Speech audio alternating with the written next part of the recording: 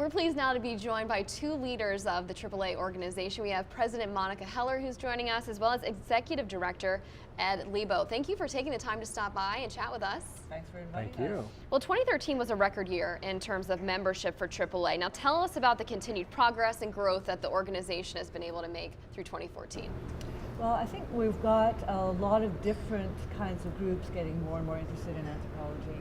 One of the groups that's been consistently rising are young scholars, graduate students, people who are at the beginning of their careers. Another major source of growth has been people who are based in countries other than the United States. So there's some kind of internationalization going on. And then I think you could speak to this better, Ed, but there's certainly more and more anthropologists who are working in a whole range of fields, not the traditional, academic anthropologist. And there's been some growth there, no? Yes, you're finding us increasingly in non-academic employment settings in the banking industry and the high-tech industry, healthcare and public health, as well as non-governmental organizations and the government as well. That's great. Now, as you look back over this last year, what would you say was the biggest accomplishment for AAA? Doing a better and better job of really being involved in public debate, in public conversation. We've always, we know that these are the areas that we all work in, that there's lots of expertise that our members have. There are a lot of ways in which we also learn from things that are going on. And we're just, organized better to know who our experts are, who we can call on, get the op-eds out, get the letters to the editor out, and also to be able to fold in to major events, major things that are occurring, not just in the United States, but around the world, into our conversations in terms of the work that we do.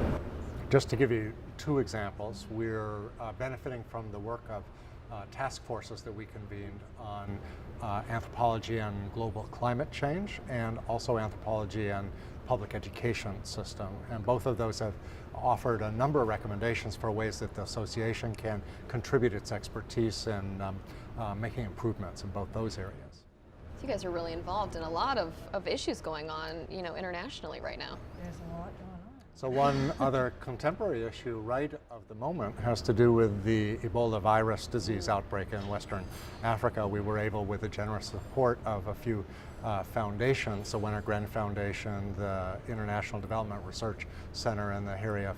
Guggenheim Foundation, to bring together 30 experts who collectively represent more than 300 years of on-the-ground field experience in the most heavily affected Ebola regions of Western Africa, to offer insights and recommendations about both the immediate response and longer-term recovery from this outbreak. And we want to add that these initiatives are really member-driven.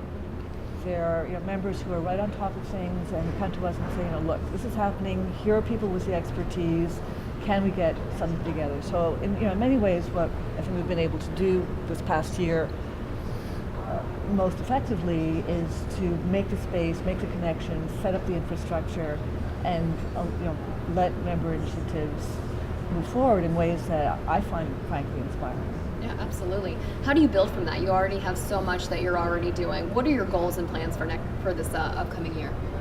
Well, I think central to our mission is promoting a global exchange of anthropological scholarship, and we do that principally through our meetings and through our publishing program. Some very exciting changes on the horizon in our publishing program. We have a portfolio that we call AnthroSource. A new portal is going to be launched with our publishing partner, Wiley Blackwell, here in the first quarter of 2015. Our publishing sections are working on altering their operations so that we're able to do that in a more cost-effective way. That's not a terribly glamorous thing, but it's absolutely essential in this really changing dynamic of the publishing landscape.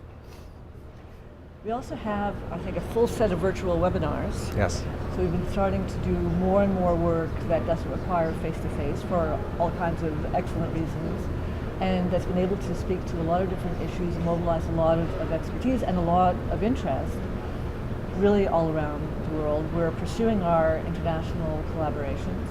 We do a lot of collaborative work with our sister organizations around the world, as well as with our sister organizations in the United States in areas like physical anthropology and archaeology.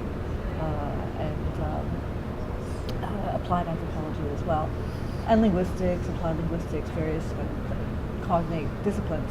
So we're really looking forward to developing the conversations, interdisciplinary conversations, international conversations, and the conversations with other, I know people hate the word stakeholders, but I'll use it just the same, people who are involved in the same kinds of issues, global health, climate change, state securitization, violence, racism, that we are, but who come from it from a policy direction or from a community organization direction.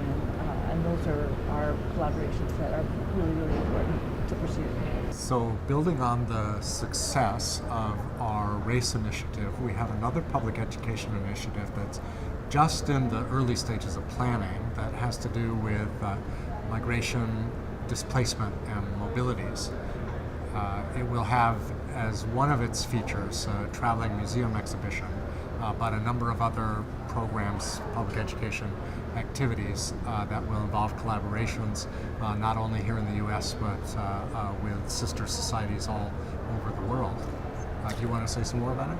So there's a number of, essentially our goal is to get people to stop and think about the thing that we usually think of as immigration, and think about it in a broader context, to think about the ways in which people have been moving around the world forever and ever and ever and ever, ever, and probably will always do so.